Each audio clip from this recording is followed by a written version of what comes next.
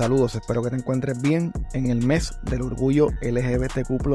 Te quiero hablar del terrible ataque ocurrido en el club nocturno Pulse en Orlando. Un ataque terrorista que precisamente esta semana cumple 10 años y en el cual muchas de las víctimas eran parte de la comunidad puertorriqueña residente en Orlando. Una noche de fiesta y celebración del orgullo LGBTQ+ y latino que se convirtió en el ataque terrorista más mortal en la historia de Florida y en uno de los ataques con armas de fuego más mortales en la historia moderna de Estados Unidos. La noche del 11 de junio del 2016 comenzó como la de cualquier otro sábado en Orlando. Era fin de semana, verano y era el mes del orgullo. Pulse, un club nocturno conocido por su programación musical latina y por ser un espacio seguro para la comunidad queer, tenía precisamente su noche latina, un evento que llevaba años atrayendo a puertorriqueños, dominicanos, colombianos y a una comunidad muy diversa que encontraba allí un lugar donde socializar sin miedo. Orlando llevaba más de una década experimentando un crecimiento acelerado de la diáspora boricua. Familias completas se habían mudado allí buscando trabajo, estabilidad y un costo de vida más accesible. Para el 2016, Orlando era una de las ciudades con mayor número de puertorriqueños fuera de la isla. Muchos jóvenes queer, que no siempre encontraban aceptación en sus hogares, habían convertido a Pulse en un punto de encuentro. Aunque no era un club exclusivo para latinos, el lugar siempre se pasaba lleno de latinos, especialmente los fines de semana. El club Pulse estaba dividido en varias áreas. La pista principal, un bar bastante largo, un salón lateral y un patio exterior. Esa distribución, que en noches normales permitía moverse con facilidad, se convertiría más tarde en un problema que nadie había previsto.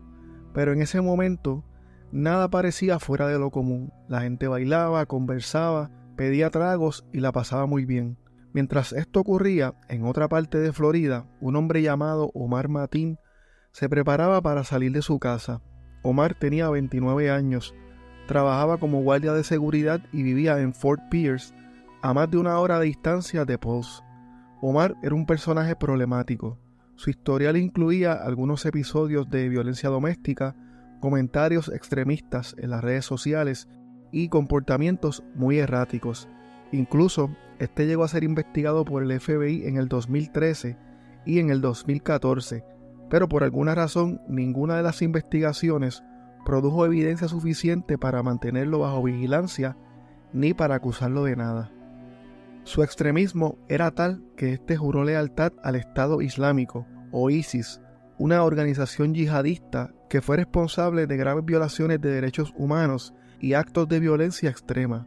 En los años previos al 2016, muchos de estos actos fueron publicados por los miembros de esta organización en videos que mostraban la ejecución de periodistas extranjeros y otras personas de forma cruda. Horas antes de llegar a Pulse, Omar Mateen visitó otros lugares en Orlando, incluyendo un centro comercial y un club diferente. No está claro si este buscaba algún objetivo en específico o si estaba simplemente evaluando opciones para cometer un ataque terrorista. Lo que sí se sabe es que cerca de las 2 de la mañana, este llegó a Pulse en un carro que había alquilado. Al llegar se estacionó cerca de la entrada y permaneció unos minutos dentro del carro. Nadie afuera notó su presencia. Era un hombre más en la madrugada de una ciudad que estaba acostumbrada a la vida nocturna. Dentro del club, la noche seguía su curso. El DJ mezclaba reggaetón con pop, hip hop y otros géneros musicales. La barra estaba llena, muchos bailaban en la pista, la gente entraba y salía del baño, de la terraza o del salón lateral. Era una noche normal, sin señales de que algo fuera de lo común ocurriría. Los empleados trabajaban como de costumbre y los clientes disfrutaban sin pensar en ningún peligro. A las 2 de la mañana el club todavía estaba lleno. Faltaba poco para que comenzaran a cerrar. Algunos ya se preparaban para irse, otros pedían un último trago y algunos seguían bailando. Nadie sabía que en ese momento, a pocos pasos de la entrada, Omar Mateen se preparaba para entrar al club con un arma larga y con una pistola. Antes de que comenzara el ataque, no hubo ninguna señal para los que compartían dentro del local. No hubo discusiones, no hubo advertencias, no hubo movimientos sospechosos. Todo parecía normal hasta el último segundo. A las 2:02 de la mañana, Omar Mateen salió de su carro y caminó hacia la entrada principal de Pulse, portando un rifle semiautomático y una pistola. Los primeros disparos ocurrieron en el área de la entrada. Luego de los primeros disparos, la música continuaba sonando, lo que hizo que algunas personas no entendieran de inmediato qué era lo que estaba pasando. Otros, más cerca del punto de entrada, reaccionaron al instante. La confusión inicial fue el resultado de una mezcla de sonidos, luces y movimientos erráticos. No hubo tiempo para procesar. La gente comenzó a correr en direcciones distintas sin saber hacia dónde moverse. En la pista principal, varios clientes se agacharon y se tiraron al piso. Otros corrieron hacia el salón lateral o hacia la barra, buscando cobertura. Algunos intentaron salir por la puerta principal, pero la gran cantidad de personas y la dirección en la que se llevaba a cabo el ataque hicieron que esa salida se volviera muy difícil de alcanzar. El ataque avanzó rápidamente hacia el interior del club. Omar Mateen se movió entre la pista y el salón lateral, disparando hacia grupos de personas que intentaban esconderse detrás de mesas, barras o de paredes. La distribución del edificio, con pasillos estrechos y áreas conectadas, hizo muy difícil que la gente pudiera identificar rutas de escape. Algunos lograron salir por la puerta trasera, pero muchos ni siquiera sabían que esa salida existía. A las 2:04 de la mañana comenzaron a recibirse las primeras llamadas al 911 desde el interior del club. Las llamadas eran breves, llenas de ruido de fondo y de información muy fragmentada. Algunas personas solo lograban decir "Pulse" o "hay disparos", otras intentaban dar su ubicación dentro del edificio. La central de emergencias comenzó a recibir múltiples llamadas simultáneas, todas describiendo la misma situación: un tirador activo dentro del Club Pulse en Orlando. A las 2:07 de la mañana, los primeros oficiales de la policía de Orlando llegaron a la escena. Estos escucharon disparos en el interior del club y se acercaron a la entrada principal. Desde afuera podían ver movimiento y escuchar gritos. Aunque intentaron entrar, la intensidad del ataque y la falta de visibilidad hicieron que la entrada fuera extremadamente riesgosa. Aún así, algunos de los agentes intercambiaron disparos con el atacante desde la entrada, lo que provocó que éste se moviera más hacia el interior del club. Mientras esto ocurría, dentro del edificio, la gente seguía buscando dónde esconderse. Algunos corrieron hacia los baños, que se convirtieron en uno de los principales puntos de refugio. Otros se encerraron en la oficina o se tiraron al piso detrás de los muebles. La comunicación entre quienes estaban adentro era mínima. La mayoría solo podía escuchar disparos, gritos y el eco del ataque moviéndose por el club. En el baño de mujeres, un grupo de personas se encerró en los cubículos. Entre ellas, había varias jóvenes que habían llegado al club con Amanda Alvear, una joven boricua que había enviado videos a sus amistades momentos antes del ataque. En el baño de hombres, la situación era parecida. La gente se agrupó en silencio tratando de no hacer ruido. Algunos enviaban mensajes de texto diciendo "estoy en el baño" o "no puedo salir". Otros intentaban llamar al 911, pero la señal era débil o las llamadas se cortaban. A las 2:10 de la mañana, la policía estableció un perímetro alrededor del club. Los oficiales comenzaron a evacuar a quienes lograron salir por la puerta trasera o por las ventanas laterales. Algunos sobrevivientes salieron corriendo hacia la calle, otros se desplomaron en la acera. Los paramédicos comenzaron a atender a los primeros heridos, aunque todavía no podían entrar al edificio debido al peligro. Mientras tanto, dentro del club, el atacante se movió hacia el área de los baños, donde varias personas estaban escondidas. Los que estaban dentro de los baños escuchaban pasos y disparos, seguidos de un silencio intermitente. No sabían si el atacante estaba cerca o si la policía estaba entrando. A las 2:18 de la mañana, la policía recibió información de que había múltiples personas heridas dentro del club y que algunas estaban atrapadas en los baños. Los oficiales intentaron comunicarse con personas dentro del edificio a través de llamadas y de mensajes, pero la información era limitada. La prioridad era detener el ataque, pero la estructura del edificio y la presencia de múltiples víctimas complicaban cualquier acción inmediata.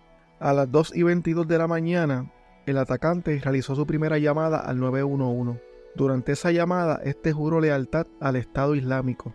A las 2:25 de la mañana, los oficiales intentaron entrar nuevamente por la puerta principal, pero el riesgo seguía siendo demasiado alto. La policía no podía avanzar sin poner en riesgo a las personas que estaban atrapadas. y el atacante no estaba moviéndose hacia la salida. A las 2:30 de la mañana comenzó un periodo prolongado donde las personas atrapadas tuvieron que esperar escondidas sin saber lo que estaba sucediendo. Decenas de personas se habían refugiado en los baños desde los primeros minutos del ataque y los cubículos estaban llenos de personas. Algunos de los jóvenes estaban heridos, otros simplemente estaban en shock. La comunicación entre ellos era mínima. La mayoría trataba de mantenerse callado para no llamar la atención. Los teléfonos vibraban constantemente con mensajes de familiares y amigos que habían visto publicaciones en redes sociales o que habían escuchado rumores sobre algo que estaba pasando en Pulse. A las 2:32 de la mañana, la policía logró establecer comunicación con algunas de las personas que se encontraban dentro del club a través de mensajes de texto. Los oficiales pedían información sobre la ubicación del atacante, el número de heridos y las áreas donde había personas atrapadas. Pero debido a la saturación de las redes, la información era muy fragmentada y algunos de los mensajes simplemente no llegaban. A las 2:38, el atacante realizó una segunda llamada al 911. Durante esa llamada volvió a mencionar al Estado Islámico, pero la llamada fue breve. Aunque el operador trató de obtener información, el atacante no ofreció detalles concretos sobre su ubicación dentro del local o sobre las personas que tenía cerca. A las 2:42 de la mañana, la policía estableció un centro de mando fuera del club. Los oficiales comenzaron a coordinar la respuesta con unidades tácticas, paramédicos y bomberos. La prioridad era detener al atacante, pero también rescatar a las personas heridas que estaban dentro del club. La policía sabía que cualquier movimiento táctico podía poner en riesgo a quienes estaban escondidos. Los negociadores comenzaron a intentar establecer comunicación directa con el atacante. Lograron contactarlo por teléfono. Durante esas conversaciones, este ofreció información contradictoria. En algunos momentos decía que tenía explosivos, en otros decía que había más atacantes. Aunque nada de eso resultó ser cierto, la policía tuvo que asumir que cualquier amenaza podía ser real y eso complicaba aún más la toma de decisiones. Mientras tanto, dentro de los baños, la situación se empeoraba. La falta de información aumentaba la ansiedad. Algunos le enviaban mensajes a sus seres queridos diciéndoles «no sé si voy a salir» o «dile a mami que la amo». Otros intentaban mantener la calma de quienes estaban a su lado. A las 2:53 de la mañana, la policía recibió un mensaje de texto de una de las personas que estaba atrapada en el baño de mujeres diciendo que había múltiples heridos y que el atacante estaba cerca. Ese mensaje confirmó que el atacante estaba en el área de los baños. Los oficiales comenzaron a evaluar opciones para entrar por la parte trasera del edificio, pero el edificio no permitía un acceso rápido sin tener herramientas especializadas. A las 3 de la mañana, la negociación continuaba. Los negociadores intentaban mantener al atacante hablando para evitar que éste se moviera dentro del club. Cada minuto que lograban mantenerlo en conversación era un minuto donde éste no estaba disparando, pero también era un minuto donde las personas heridas seguían sin recibir atención médica. A las 3:10 de la mañana, el atacante realizó otra llamada al 911. En esa llamada volvió a mencionar sus motivaciones extremistas y a justificar sus acciones. La policía no respondió a sus declaraciones ideológicas. Su enfoque era mantenerlo hablando y obtener información útil para poder detenerlo.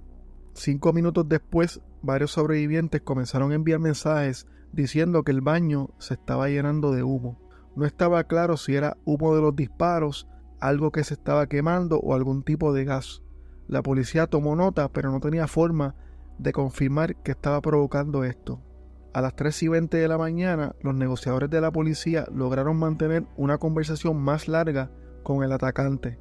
Durante esa llamada, este dijo que tenía rehenes. Aunque la policía ya sabía que había personas atrapadas, no sabía si algunas estaban en contacto directo con el atacante. Esa información cambió la estrategia táctica. Cualquier entrada forzada podía poner en riesgo a los que estaban en los baños. 10 minutos más tarde, la policía comenzó a preparar un plan que parecía algo extremo: hacer un agujero en una de las paredes laterales del club. Esa decisión se llegó a tomar porque las puertas principales estaban demasiado expuestas y porque el atacante estaba cerca de los baños. La entrada por la pared permitiría un acceso más seguro para rescatar a las personas atrapadas.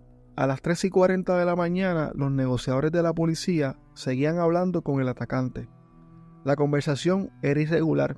A veces hablaba, a veces se quedaba callado, en otras ocasiones colgaba. La policía sabía que el tiempo les jugaba en su contra.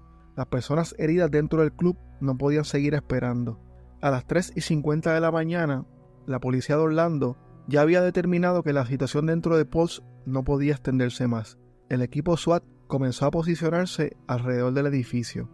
La estrategia era entrar por la pared, ya que esto les permitiría un acceso más directo sin pasar por las áreas donde el atacante podía tener ventaja.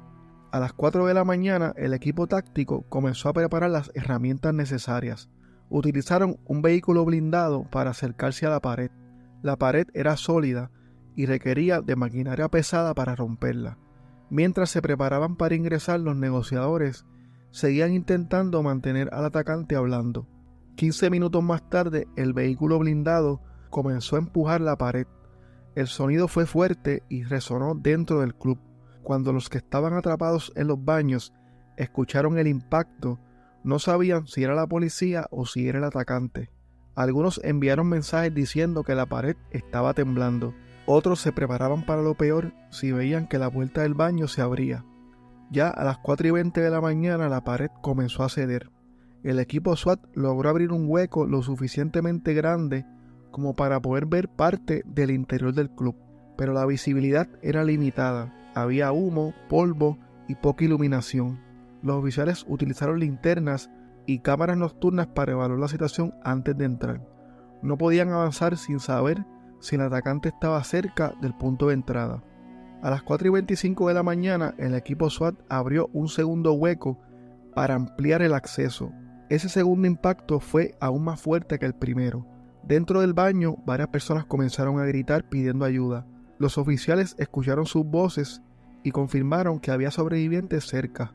A las 4:29 de la mañana, agentes del equipo SWAT lograron entrar al club a través del hueco en la pared. Los agentes se movieron en formación, caminando entre escombros y entre una nube de polvo. Su objetivo era llegar rápido a los baños, donde sabían que habían personas atrapadas. Los oficiales se dividieron en grupos para cubrir diferentes ángulos en el interior. El equipo SWAT llegó a los baños y se escucharon voces pidiendo ayuda desde los cubículos. Entonces comenzaron a derribar puertas y a sacar a las personas una por una del lugar. Algunos sobrevivientes estaban heridos y no podían caminar. Los oficiales los cargaron o los guiaron hacia la salida improvisada a través de la pared. A las 4:34 se produjo un intercambio de disparos entre el atacante y el equipo SWAT. El enfrentamiento fue corto pero intenso. 2 minutos más tarde, Omar Mateen había sido abatido por los agentes del SWAT. Varios minutos después, los agentes comenzaron a evacuar al resto de los sobrevivientes. Algunos salieron caminando, otros fueron cargados, otros fueron sacados en camillas improvisadas. El objetivo era sacar a todas las personas con vida y llevarlas a los paramédicos que esperaban afuera. A las 4:45 de la mañana, la policía declaró de manera oficial que el atacante había sido neutralizado. Mientras tanto, la evaluación continuaba. Había muchas personas escondidas en diferentes partes del club que no sabían que la situación había terminado. Los oficiales recorrieron cada sección del edificio, llamando en voz alta, revisando cada rincón y ayudando a salir a quienes todavía estaban adentro. El Orlando Regional Medical Center, el hospital más cercano y el principal centro de trauma de la región, ya había activado su protocolo de emergencia masiva. Los médicos y enfermeros habían sido llamados desde sus casas. Las salas de trauma estaban listas, los quirófanos estaban preparados. Otros hospitales de la zona también habían activado sus protocolos para recibir múltiples pacientes. Pocos minutos después, las primeras ambulancias comenzaron a salir con heridos hacia los distintos hospitales. Algunas de estas transportaban a sobrevivientes que estaban en estado crítico. Los paramédicos que llegaron al club comenzaron a brindarle los primeros auxilios a los sobrevivientes, aplicando torniquetes, controlando hemorragias y administrando oxígeno. A las 5 de la mañana, los últimos sobrevivientes fueron sacados del club. Algunos estaban gravemente heridos, muchos estaban desorientados o simplemente no podían hablar. A las 5:14 de la mañana, la policía anunció oficialmente que el ataque en el club nocturno Pulse había terminado. Esa hora marcó el final de un evento que había comenzado a las 2:02 de la mañana y que se había extendido por más de 3 horas. La escena fuera de Pulse era caótica. Había ambulancias, patrullas, sobrevivientes llorando, familiares desesperados buscando información y oficiales tratando de organizar la respuesta. La magnitud del ataque comenzaba a hacerse evidente. Ahora comenzaba una de las fases más difíciles: identificar a las víctimas fatales y notificar a sus familiares. En la calle, varios miembros de la comunidad puertorriqueña comenzaban a reconocerse entre sí. Personas que habían llegado juntas al club se reencontraban en la acera.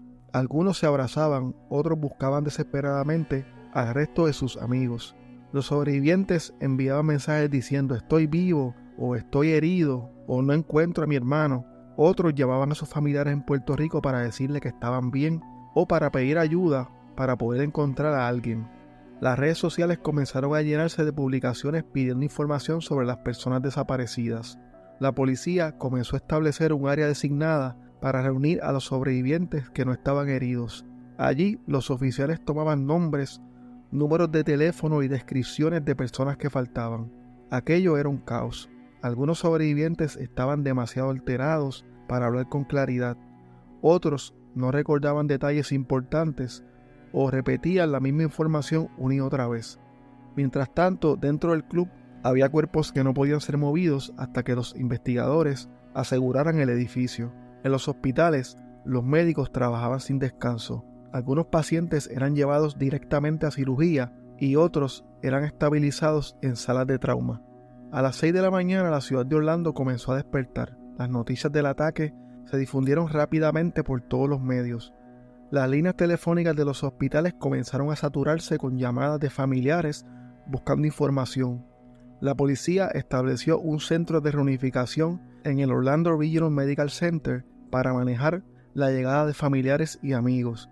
Allí había personas llorando, otras esperando en silencio, algunas mostrando fotos de familiares en sus teléfonos y preguntando si alguien los había visto. Un gran número de miembros de la comunidad boricua de Orlando llegaron al hospital sin saber si sus seres queridos estaban vivos, heridos o muertos. A las 7 de la mañana, los hospitales comenzaron a publicar listas de personas atendidas. Esas listas no incluían los nombres de los fallecidos, solo incluían a los heridos que habían sido atendidos. A las 8 de la mañana, la magnitud del ataque comenzaba a ser evidente para todo el mundo. Había decenas de heridos en los hospitales, había decenas de personas desaparecidas y 49 víctimas fatales dentro del club. A las 10 de la mañana, el FBI tomó control de la escena como parte de la investigación federal. El ataque fue clasificado como un acto de terrorismo doméstico, ya que durante el ataque, Omar Mateen había jurado lealtad al Estado Islámico. Las autoridades informaron que no había evidencia de coordinación directa entre el atacante e ISIS. Sí, él había manifestado que este ataque lo estaba llevando a cabo en represalias de unos ataques que el gobierno de Estados Unidos había realizado en Siria y en otras partes del Medio Oriente. A las 3 de la tarde, la policía comenzó a notificar oficialmente a las familias de las víctimas, y un par de horas más tarde, el gobernador de Florida y el alcalde de Orlando ofrecieron conferencias de prensa confirmando que había 49 víctimas fatales, sin contar al atacante, y 53 heridos de arma de fuego. La cifra convirtió el ataque en uno de los más mortales en la historia reciente de Estados Unidos. Durante la noche del 12 de junio, varias vigilias comenzaron a organizarse en diferentes partes de Orlando. La más grande ocurrió en el centro de la ciudad, donde miles de personas se reunieron con velas, banderas y fotos de las víctimas. Había familias completas llorando juntas, había jóvenes abrazándose, había personas que habían estado en Pulse esa madrugada y que ahora estaban allí tratando de entender lo que habían vivido. En Puerto Rico la noticia tuvo un impacto inmediato. Las estaciones de radio y televisión interrumpieron su programación regular para cubrir el ataque. Las familias aquí en la isla comenzaron a llamar a sus seres queridos en Orlando para saber si estaban bien. El gobierno de Puerto Rico expresó condolencias y ofreció ayuda a las familias afectadas. Durante los días siguientes, los funerales comenzaron a organizarse. Algunos cuerpos fueron trasladados a Puerto Rico, otros fueron enterrados en Orlando. La comunidad boricua, tanto en Orlando como aquí en Puerto Rico, se movilizó para apoyar a la familia con gastos funerarios, transporte y apoyo emocional. Algunas iglesias, organizaciones comunitarias y grupos LGBTQ+ ofrecieron ayuda y espacios de apoyo. El impacto del ataque en la comunidad boricua fue significativo. Más de la mitad de las víctimas eran puertorriqueñas o tenían ascendencia puertorriqueña. Las agencias federales informaron que el atacante había actuado solo. Indicaron que no había explosivos en el club, que no había evidencia de un segundo atacante, que el ataque había sido planeado con antelación, pero que no hubo señales claras que hubieran permitido prevenirlo. El FBI revisó las investigaciones previas sobre Omar Mateen y concluyó que no había información suficiente para haberlo mantenido bajo vigilancia. Según las agencias federales, el ataque de este hombre estuvo motivado por sus convicciones religiosas y políticas extremistas. En los meses siguientes, la gente llegaba a Pulse y dejaba fotos, flores, velas, banderas y mensajes. A partir de ese momento, el edificio permaneció cerrado. La ciudad anunció planes para convertirlo en un monumento conmemorativo permanente. Actualmente, el edificio original de Pulse sigue en pie, pero no funciona como un club nocturno.